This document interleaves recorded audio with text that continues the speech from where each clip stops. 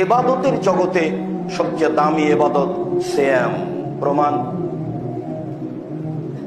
আবু সাঈদ খুদরি রাদিয়াল্লাহু তাআলা আনহু বলেন, রাসূল সাল্লাল্লাহু আলাইহি ওয়াসাল্লাম বলেছেন, ইন্নাল জান্নাহ লাহা সামানিয়া আবওয়াব, নিশ্চয় জান্নাতের 8টি দরজা রয়েছে। জান্নাতে একটি দরজা 8টি, জাহান্নামে একটি দরজা 7টি। জান্নাতে একটি দরজা 8টি, জাহান্নামে একটি দরজা 7টি। তো জান্নাতের 8টি দরজা রয়েছে, তার একটি দরজার নাম হলো রায়ান, পানি পান করে তৃপ্তি লাভ করা। রাসূল সাল্লাল্লাহু আলাইহি সাল্লাম বলেন, ইজা দাখালা আখিরুহুম উগলিকা লা ইয়াদখুলু ইল্লা সায়মুন, সিয়াম পালনকারী ব্যতীত এই দরজা দিয়ে কেউ প্রবেশ করতে পাবে না। আর সিয়াম পালনকারীর শেষ ব্যক্তির ঢুকে গেলে এই দরজা বন্ধ করা হবে। বুখারী মুসলিম। হাদিসটি এখনো পূর্ণভাবে বুঝাতে পারিনি। হাদিসটির বিবরণ আপনাকে আরো বলি। বিচারের মাঠে 8টি দরজা থেকে ফেরেশতারা ডাকবেন। তো যারা হজ করেছে তাদের জন্য একটা দরজা আছে, যারা দান করে তাদের জন্য একটা দরজা আছে, যারা সালাত আদায় করে তাদের জন্য একটা দরজা আছে, যারা সিয়াম পালন করে তাদের জন্য একটা দরজা আছে।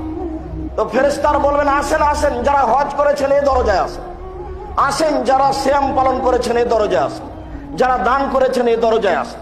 তো এইভাবে চিৎকার করতে থাকবেন ফেরেশতাগণ।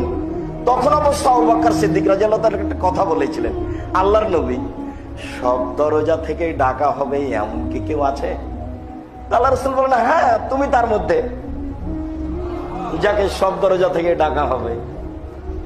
আবু বকর সিদ্দিকের কথা আপনাকে আর আমি কি বলি। খুব কঠিন দিনে একটা বাক্য বললেন উনি, যা কিয়ামত পর্যন্ত সমস্ত মানুষকে ঠেকিয়ে দিলেন। খুব দুর্ভিক্ষের কঠিন দিন, যেতে হবে 600 কিলোমিটার পথ যুদ্ধে। আল্লাহ রাসূল বললেন, এই যুদ্ধে যাওয়াতে কে কি সহযোগিতা করতে পারো? ওমর বললেন, অর্থ সম্পদের অর্ধেক দিলাম।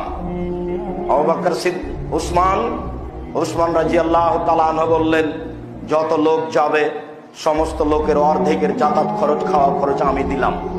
তাতে লোক ছিল 30,000। তিনি 15,000 মানুষকে 15,000 উট দিলেন।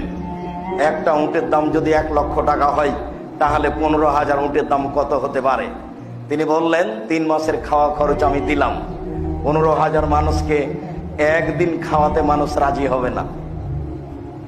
3 মাসের খাওয়া খরচ দিলেন তিনি, তার নাম ধনী। আবু বকর সিদ্দিক, আল্লাহকে আর আপনাকে বাড়িতে রেখে যা আছে সবই দিলাম।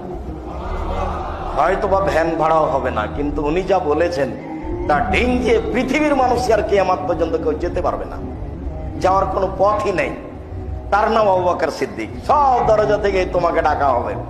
বলছিলাম, সম্মানিত দিনী ভাই বোন, সব দরজাগুলি খোলা থাকবে। হজের দরজা দিয়ে অন্য মানুষ ঢুকতে পারে, দানের দরজা দিয়ে অন্য মানুষ ঢুকতে পারে, তাহাজ্জুদের দরজা দিয়ে অন্য মানুষ ঢুকতে পারে। কিন্তু সিয়াম পালনকারীর শেষ ব্যক্তি ঢুকে গেলে দরজা বন্ধ করা হবে, এ কথা মুহাম্মদ সাল্লাল্লাহু আলাইহি সাল্লাম বলেন। হাদিস বুখারী মুসলিম। তখন অন্যান্য দরজাগুলি খোলা।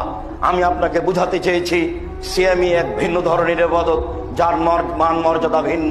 একমাত্র সিয়াম ছাড়া ওই দরজা দিয়ে পৃথিবীর কোনো মানুষ প্রবেশ করতে পারে না, সে যত বড়ই পরহেজগার হোক না কেন।